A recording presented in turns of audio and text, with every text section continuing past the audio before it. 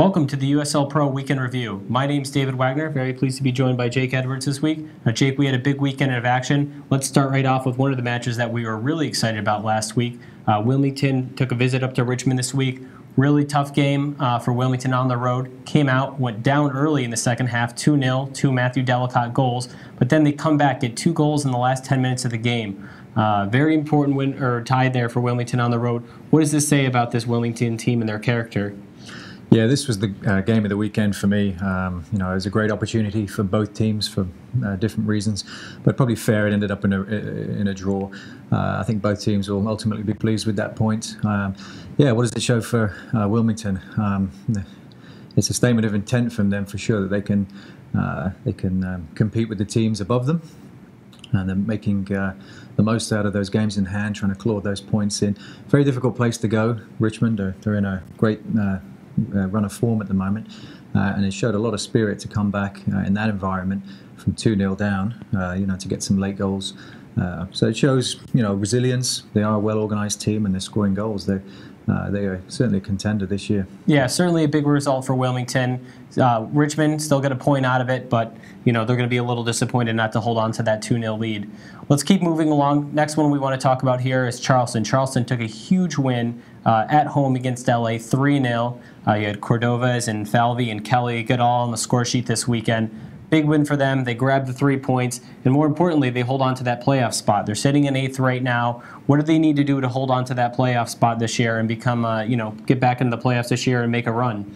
Yeah, it's just consistency for Charleston. They've started off really slowly this season. They've worked so hard to get back up into the playoff picture now, and they want to keep moving up that table. But it's ultimately consistency. Mike's been working hard with all the players, and to get that balance right of defending, attacking, and the hard work. And I think they showed everything came together for them this weekend, and to beat one of the top teams 3-0. Is a massive result for them, but it's that doesn't happen easy. I mean, tremendous work rate from the players to close down and to stop LA from getting their game together.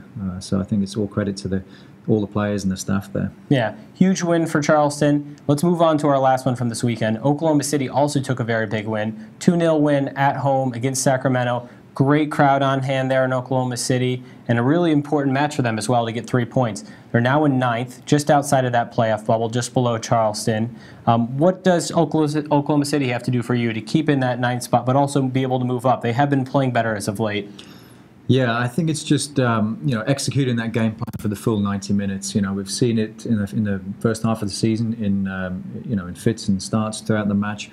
But to beat a solid team, like well-organized team, to shut their attack down as they've done this weekend against Sacramento, requires you to concentrate for 90 minutes and execute that game plan for the full time. So they played football the right way the whole game. They kept their heads under a lot of pressure, and they managed to get that win. So just building on that consistency, and Jimmy's doing a fantastic job. And it takes time.